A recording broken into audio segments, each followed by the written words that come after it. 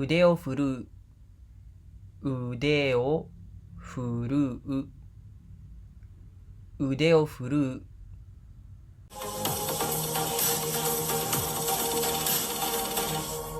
皆さんこんにちはសួស្តីអ្នកទាំងអស់គ្នា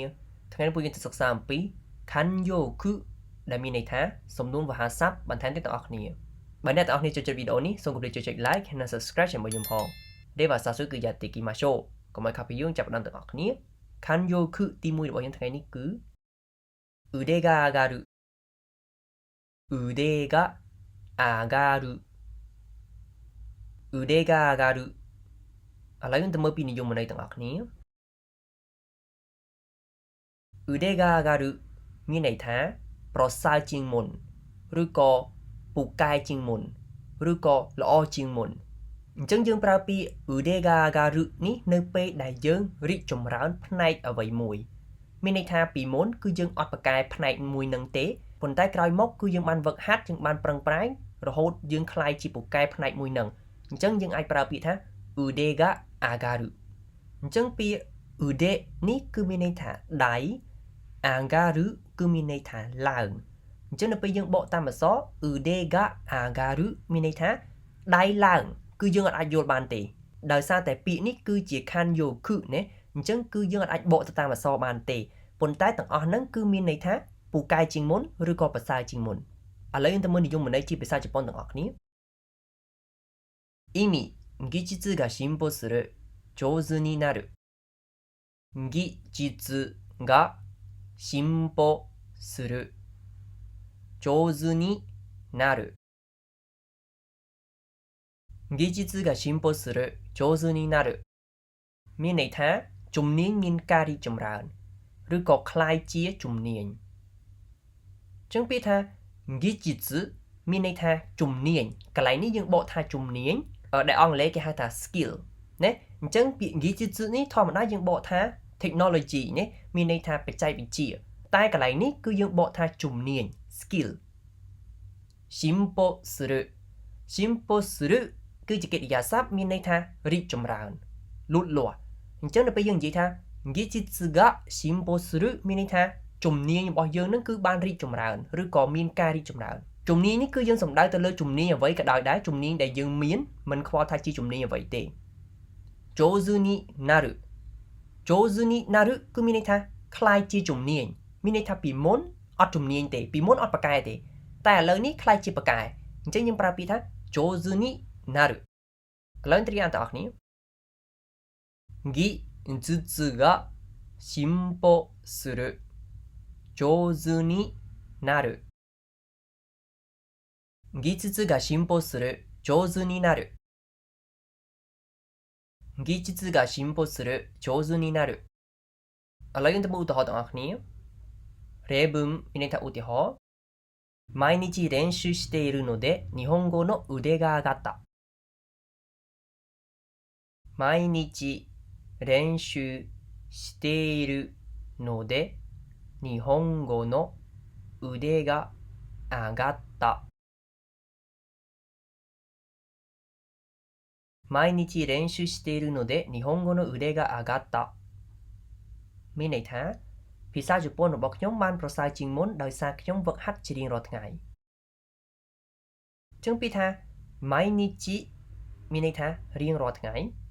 練習している練習しているយើងបំបែកទៅជាទម្រង់ているរួចហើយជាទម្រង់កំពុងបន្តអញ្ចឹងពាក្យដើមរបស់យើងគឺ練習するមានន័យថាវឹកហាត់ឬក៏អនុវត្ត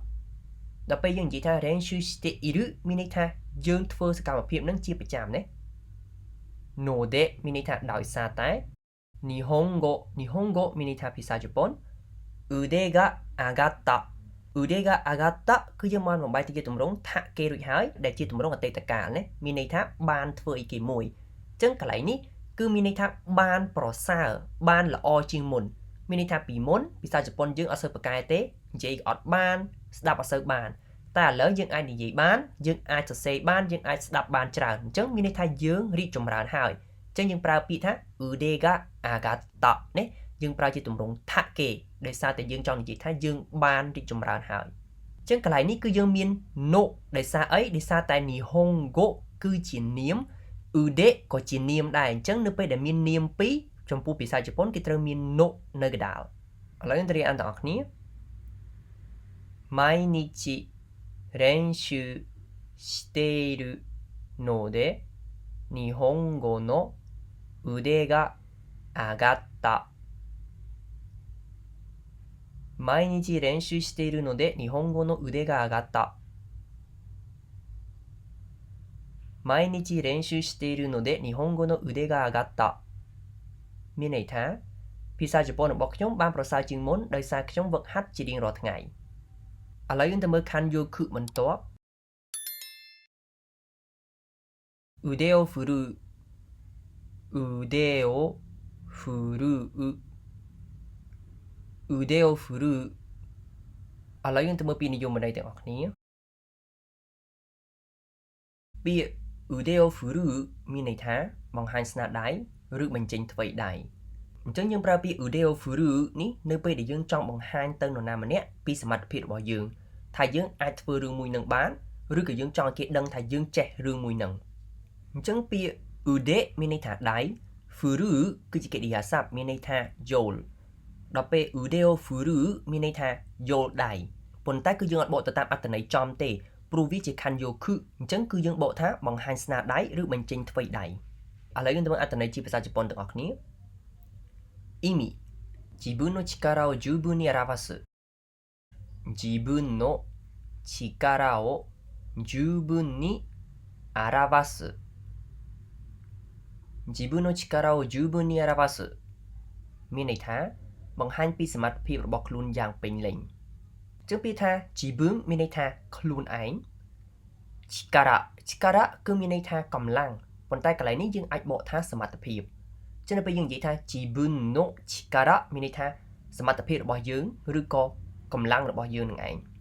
十分に表す十分にមានន័យថាយ៉ាងពេញលេញឬក៏យ៉ាងគ្រប់គ្រាន់表すគឺជាកិរិយាសព្ទមានន័យថាបង្ហាញឥឡូវទៅរៀនអានទាំងអស់គ្នា自分の力を十分に表す自分の力を十分に表す自分の力を十分に表すឥឡូវយើងទៅមើលឧទាហរណ៍ទាំងអស់គ្នា例文ឧទាហរណ៍今日は父が腕を振るって料理を作る今日は父が腕を振るって料理を作る今日は父が腕を振るって料理を作るមានន័យថាថ្ងៃនេះឪពុកខ្ញុំនឹងបញ្ចេញថ្វីដៃធ្វើម្ហូបជាងពាក្យថាខ្ញុំមានន័យថាថ្ងៃនេះវ៉ាជាភាសាប្រធានchichiមានន័យថាឪពុករបស់ខ្ញុំ腕を振るって腕を振るってគឺយើងបំបែកទៅយកទម្រង់ថេគេរួចហើយពាក្យដើមរបស់យើងគឺ腕を振るមានន័យថាបង្ហាញស្នាដៃឬបញ្ចេញថ្វីដៃអញ្ចឹងកន្លែងនេះយើងបំបែកទៅយកទម្រង់ថេដោយសារតែយើងនៅមានប្រយោគខាងក្រោយ料理មានន័យថាម្ហូប作るគឺជាកិរិយាសព្ទមានន័យថាធ្វើឬក៏បង្កើតដល់ពេលយើងនិយាយថា料理を作るមានន័យថាធ្វើម្ហូបឥឡូវយើងទៅរៀនទាំងអស់គ្នា今日は父が腕を振るって料理を作る今日は父が腕を振るって料理を作る今日は父が腕を振るって料理を作るមានន័យថាថ្ងៃនេះឪពុកខ្ញុំនឹងបញ្ចេញថ្វីដៃធ្វើម្ហូប